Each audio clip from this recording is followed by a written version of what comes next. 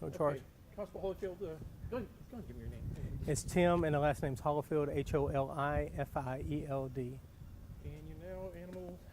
Cruelty investigator. Okay. Tell me, we're what, a little 2 months now into this? We're just over a month into the seizure of the animals, and today we're pleased to announce that we have closed the emergency animal shelter at the Montgomery County Fairgrounds.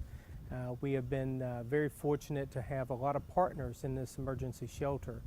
We've had both the Humane Society of the United States, Animal Farm Foundation, as well as Red Rover, in addition to a host of local organizations, Montgomery County Animal Society, the Lone Star Animal Welfare League, Guardian Pit Bull Rescue. These folks came together and joined with the supplies provided by PetSmart Charities, allowed us to prolong a short-term emergency shelter to become a placement facility. So with the placement partners and the people who come and rescued animals from this facility and those reclaimed, we were down to 18 animals today. Those 18 animals were transferred to the Montgomery County Animal Shelter, where those animals will still try to find suitable placement for them. Most of those have behavior issues that make them aggressive toward other animals, whether it be food aggression or animal aggression. So we have to have a special placement. They can't just be adopted out for general population, but we do believe they should be given a chance at life, and we'll continue that effort to try to save each and every one of the animals that were seized from the emergency seizure order. But, I mean, you had all these organizations come together. Tell me, I mean, PetSmart Charities, you see it all the time, and I mean, I just saw a couple of trucks here. What all they do for this whole thing?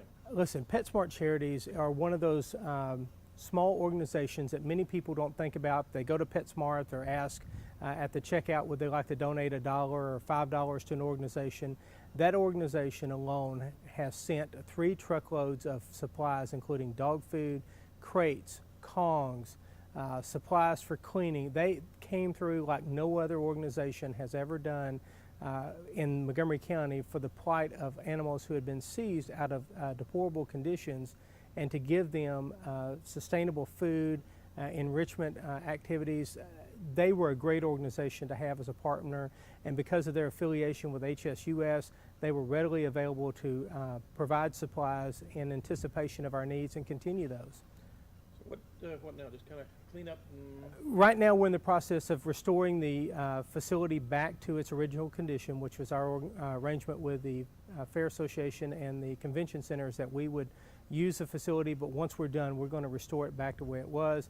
We appreciate Montgomery County. Sheriff Gage has been gracious to send us trustees every day that we've asked for them.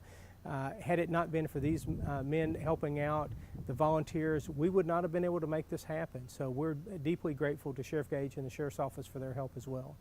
What about, I mean, you had, I'm looking, what was it, almost 200 kennels here, plus you had more dogs besides kennels. We did. Originally, we were told that there were 200 animals on site. It turned out there were 298 that were seized.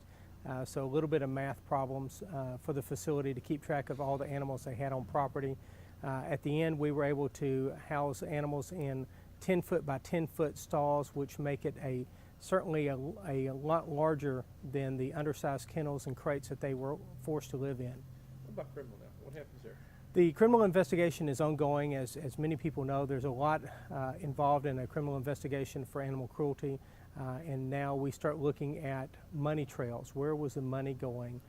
Was the money being properly reported and recorded as it should have been for income purposes? So all of this portion of the investigation will take some time as we continue to follow through on those trails to see where and what happens. And then all of this information will be compiled and presented to the Montgomery County District Attorney, who will likely present it to a grand jury. And from there, the grand jury will do their part in determining whether or not it's suitable for an indictment.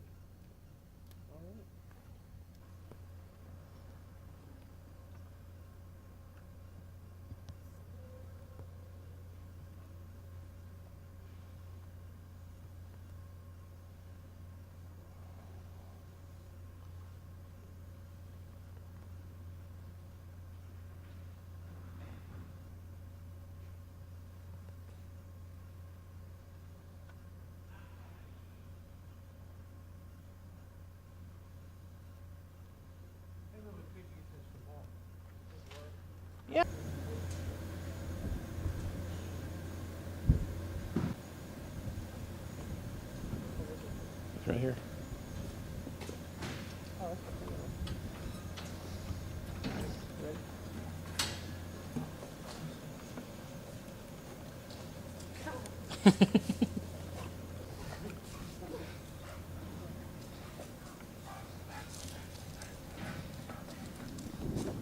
He wants to get up there. Look at him.